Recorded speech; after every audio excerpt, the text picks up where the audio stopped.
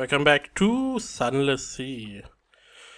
Now we have the opportunity to borrow a uniform because we have friendship with postman on 4, so let's go. Look but not touch. They're polite, even apologetic about your request. You're welcome here and welcome to take shifts at the dead letter office, but you cannot wear the uniform unless you were a postal employee back in Fall London. Regulations. Blunt Thomas lets you have a look at his uniform jacket at least. Neat stitches, gilded buttons, a thin but a dignified circle of braid at the collar. Inside a patch that goes over the heart, stitches with 6 red letters. You can't read it, but it makes your eyes itch and your scalp feel like burning. We are now at 5, accepted by the locals. Asked to borrow a uniform, we are now at 5. Still, we are now at 6. Okay, nuclear cultivated friendship, I can't go higher because I'm at 5. Now we are at 5, Try a shift at the dead letter office. Work in that, okay. Let's try this. There's a sign of a cancelled stamp over the door. Extensive tour. Blunt Thomas takes you around the office, a small collection room where those retrieving letters may state their business. A much larger set of back offices where newly arrived letters and parcels are collected and sorted. A dark, briny smell that never goes away, presumably because so many of the parcels spent time in the water before they arrived here. In the back room is a machine manned ratted by a postal rat. A rat is father in a print-striped hat. It shovels sludge damp letters into the machine's hopper, and they come out dry, cleaned, pressed, and sorted into slots by size and quality of paper. We are now level 2, working shifts. One has various possible occupations here. None could be described as fast-paced. Ask the postal rat for the key to the basement. There are doors in the dead letter office that you've never seen. Open, surely they can be trusted. You can be trusted. I think I need some more. End your shift, return to the docks. You are finished here. Make a study of what goes in the back room. The machinery looks interesting. I need stories await you. Okay. Let's go and do this. No trouble at all. He's surprised by the request. Most postmen don't like it, don't they? No one ever asks for a key, but he will cut you a new one. Just be careful in there and come out if you start to feel wrong. We are now 4 authorized for backroom access. Open the back room. The key is warm in your pockets. Deeper and deeper. You had expected a few shelves of supplies. More files of letters a few years older. No, it is a pit. It's so deep that lantern light does not show the bottom. A spiral walkway descends along its wall, and that spiral opens wider as it goes, as if you were looking through the narrow end of the very large shell. Lining this wall are shelves and nooks, unevenly sized. Some are a few inches square and contain single scrolls of papyrus. Others support crates bigger than coffins. They are made of a woody fungus grown to meet requirements. There are no marks of carpentry or any of the postal rat's handiwork. 3 turns down the spiral and you feel you can't breathe. Time to leave. You can come back later, maybe. Gain 5 terror. We are now 5 explorer of the lower basements and 5 basement custodian. Okay. So tell the postal rat about your basement finding, gives you something new to chat about. Make a further solitary exploration of the basement. Perhaps you were hasty in leaving earlier. It can't be so bad. Let's talk to the rat. Troubled but not surprised. They say that's been there since before we came. Before there were Londoners in the knees. Before there was a dead letter office. There was someone else, and they built the last layer on top of what was there before, and so on. When you press him a little further, he says, I've been down there. I didn't like it much, but I wanted to test my machine. Thought if it could handle some of the very old dead letters, that would be a good sign, you know. Evidence the machine was in working order, good, strong, sorting categories and so forth. He pauses. There's letters down there that set your hair on fire if you so much as look at them. See the bald patch on my left leg? That wasn't a machine accident, oh no. That signed right off as soon as I put my nose into one of them letters. We gained one tale of terror. We gained an extraordinary implication. How can such a thing be? But you could understand what it means. We are now level 6, familiar with the flaming letters. Descend into the basement with a flame. Properly equipped candles for the way and a flare for the bottom. We would need some flares and some... Can we buy them? No. Okay. Let's go to the postman office. This is a tavern. Perhaps not. Let's go back to the dead letter. Let's go for another... descend into the basement with mirrors. Arrange contraptions divert light, illuminate what has been dark a long time. 50% chance. Let's go. To them. Your contraption of fires and mirrors is clever, but insufficient. By the 12th spiral you are walking in darkness, and there's no knowing what might be waiting for you below. 15 terror. Okay. Can we go in there again? And try? Okay, the problem is we are increasing our terror really fast. Okay, last time. Spiral on spiral, glittering spiral. The descent is long and slow. You count the turns at first, but the time comes when you can't see the squares of light from the door above, and can't mark how far you have come around the spiral. The illumination you have contrived gets dimmer the further you go, until you come at last to a floor whose space you can barely see. The floor is carpeted with, at first you think it is gravel, but no, it is broken shards of clay and stone, all scribbled over in words too old to read. At the center of the space is a needle too deep... Okay, sorry about that. Of deep black rock, glossy as resin, glittering with eyes, inscribed with 3 arcane sigils that hurt to look at. You feel meaning in their presence, a prohibition, or a commandment, that all things must come to their destined place, that what cannot be delivered immediately must be saved against a future date, that a message that goes unheard is a tragedy, that the signal must be carried, no matter how far, no matter through what darkness, no matter where the sender still lives, nor whether the recipient can even read the language of the writing. The inscription resolves itself in this "no to you," no word lost. We are now 7 visitors of the center stone. We have gained 5 terror, we have succeeded, and we have now 1 searing enigma. Okay. The climb out is slow and takes a long time, but you could possibly have come down this far. Surely not. Your breath grows ragged and your legs cramp. We could ascend or sit down a moment. Let's take a breath. Visions, dreams. You will relax against the shelf. It isn't comfortable at all, as the edge of the metal box is prodding you between the spine and the shoulder blade, and somewhere off to the right is a sound like horse breathing. It doesn't matter.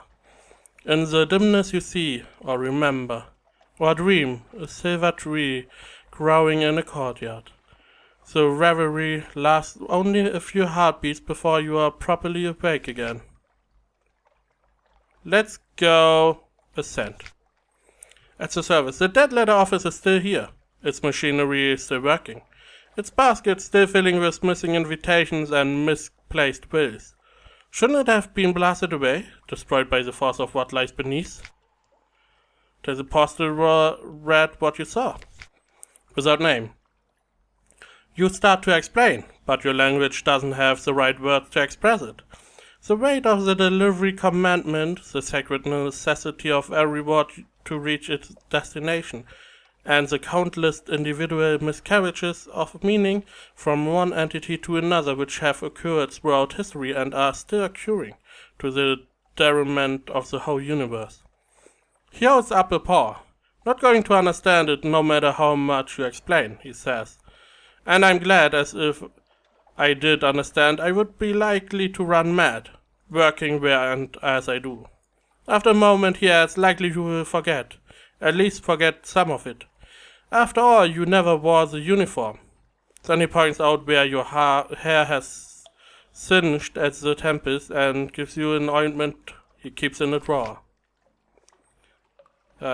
Let's talk to him again. Okay, it's the same. Let's end our shift. Return to the docks. Go to the postman's tavern. And now we can... Let's her judge, honor, and light what you know. All have tried, all have failed.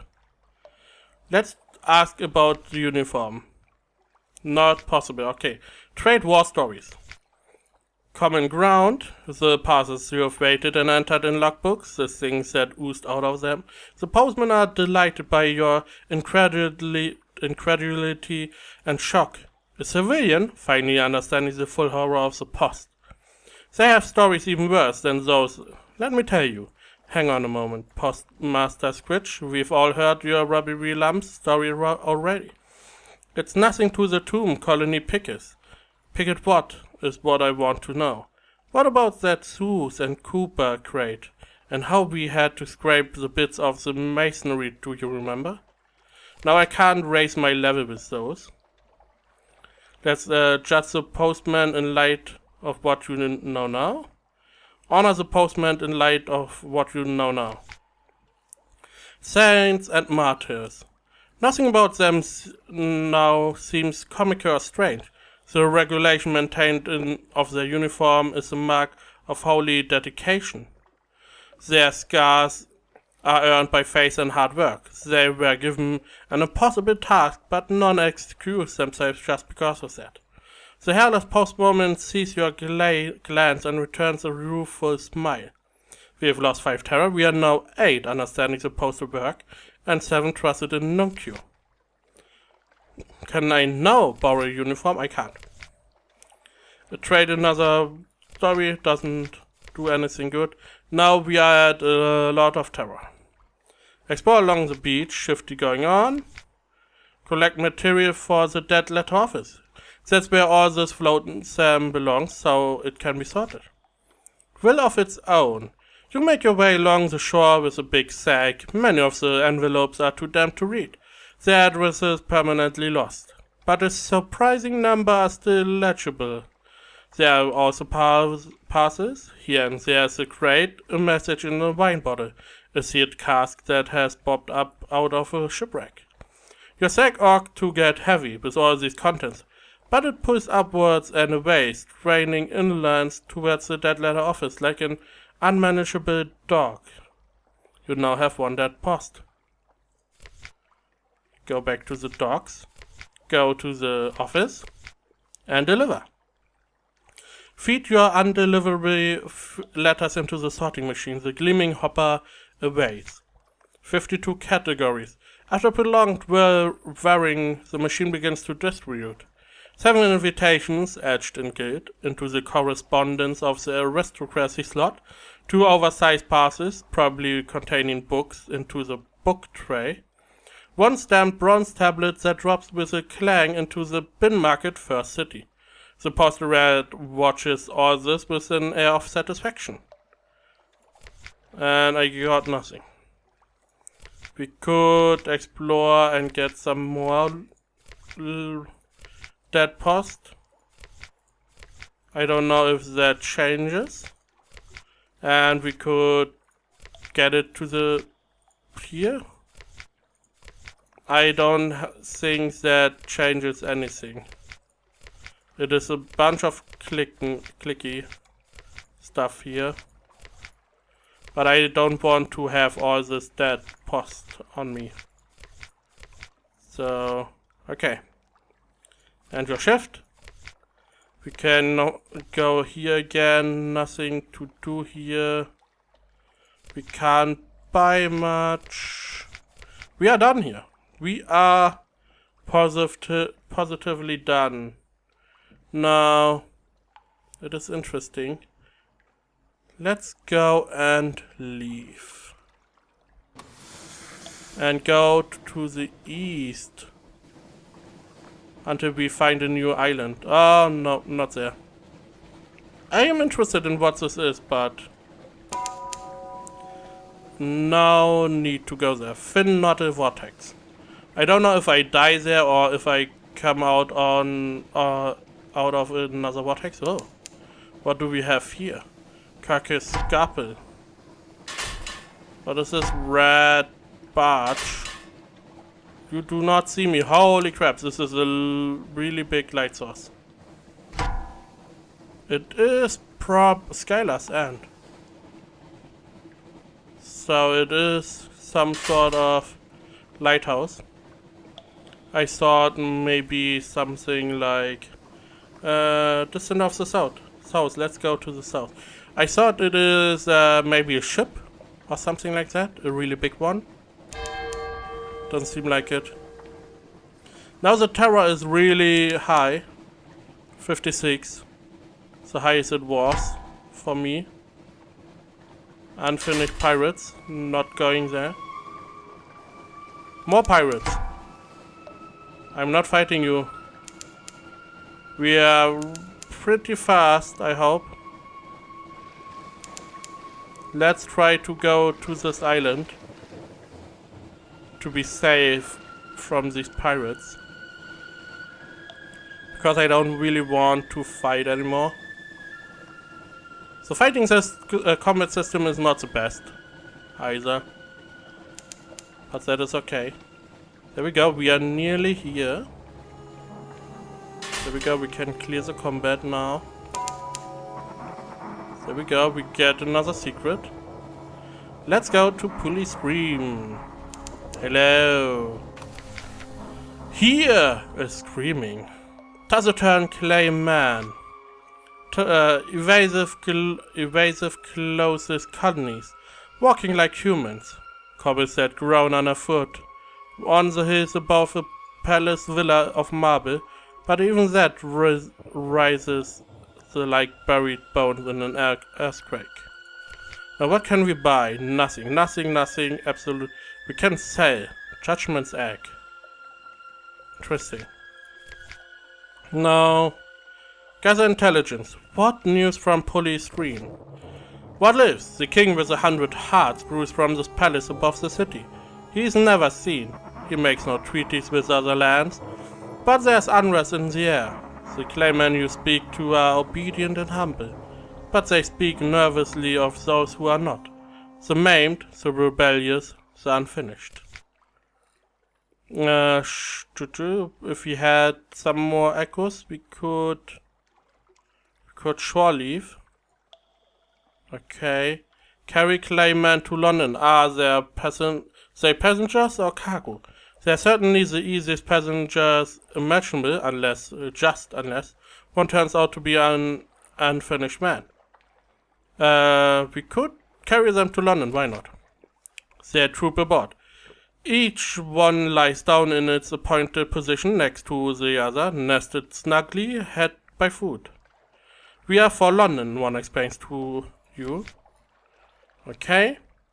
We can't get, we need one watchful courier to get audience with the king. Interesting. That is all I can do here. That is interesting. Now we have at least a reason to go to London. So we are going straight to the east. We have enough fuel to last us until London. We will try to get to all matters of different islands, if we come across some.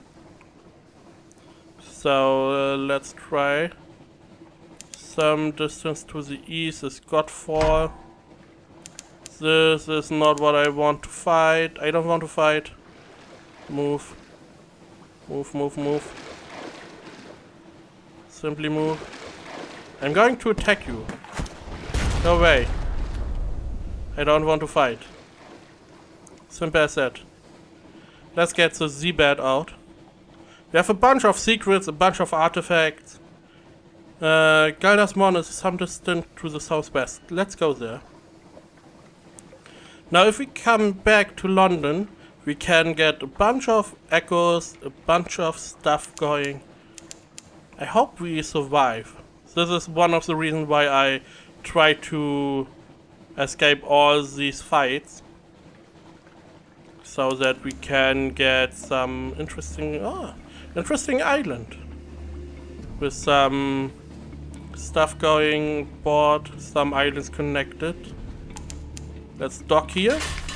Step carefully, advise Gaider's Mourn. The Mourn is a stalagmite vast as a crag, and its foot has no safe harbors. Interesting. The Corsair's citadel nests halfway up.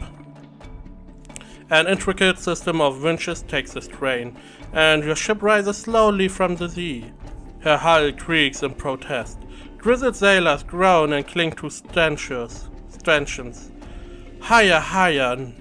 Now the undersea shimmers like glass below. Children clambering in crevices shear and wave alarmingly. The winch motor slows and you bang onto a cradle next to a red boat pirate cutter. Now we don't have enough pieces. We can explore the Mourn, we can pay the loitering docker for strategic information. We can refuse to pay. We can introduce Flamingans to the Mourn, which we can't. Collect your ill-gotten gains, we cannot do that. Gather intelligence. Let's go here. Pay the loitering docker for his strategic information, which cost us 5 echoes. Admiralty sent you. Price has gone up, it's not safe here. Yeah, y'all pay the difference, won't you? Sure. Egwin, you're a generous soul. You will have your reward the other side of the river one day. And here's a little reward for now. Good sailing to you. The reward is barely legible. Perhaps that's part of the code. The Admiralty will know. You have won strategic information. Return to the Admiralty, and we have lost 5 echo. Explore the Mourn. There's a surprising quantity of actual landscape on the Mourn. It's vertical, admittedly, but once you find the beast paths and urchin roads, you can traverse it as you would a rocky moor, with an additional road full of lurching terror. A high place, the sea like a rippled sheet of night green jade. The roof of the knees above, bellied with stalactites and pricked with false star. Look out across the water. What are you thinking of? All the white black sea, where does it end? Look north, look east. West lies the coast of home, south is the elder continent. But what of the north beyond the ice? And the east? What vistas open beyond Irem and the King's castle? We've got one memory of distant shores. No, this is not what I want. There we go. Let's go and another afternoon at the Errant Limpet. A drinking den by the dock quarters is a good place for your crew to find companionship and let off steam. But although Gaider's Mourn is a free port, the Corsairs prefer their own and look askance at respectable Londoners. Cold shoulders at the Errant Limpet. Conversations quietens as the drinkers look around. You have been here too long, and you are attracting the wrong kind of attention. Time to move on. Terror hasn't changed. Okay, let's go with the gather intelligence. Gaider's Mourn swarms with pirates, smugglers, and captains of uncertain legends. You could learn a lot here, but you will need to be careful. Scarecrow. You are eavesdropping on the captain of a lean back black cutter when her first mate spots you. In the ensuing fracas, one of your crew is smashed through a flimsy wooden wall. He falls 200 feet to be impaled on a smaller stalagmite in the shadow of the Mourn, and dies instantly. It's a painless death, but his slowly mummifying corpse will hang there for decades to come. Ships will salute it. Successive generations of children will name it, rename it, fling stones, dare each other to climb the pinnacle and kiss its fleshless hand. You now have one, a port report, and a Tale of Terror. Tale of Terror hasn't changed because higher are 50. Wales failed, we have 33 fails, and lost the crew. We can't do it again. Okay. We can't go in there. We can maybe shop. We have stuff. We can't buy. You could sell stuff here, but it's not really all that good. Mushroom wine, okay. Good, I think that we will go back to London next episode and maybe find out what the Admiralty wants from us. So don't forget to subscribe, share, like, and comment. And as always, thank you for watching. And I will see you next time.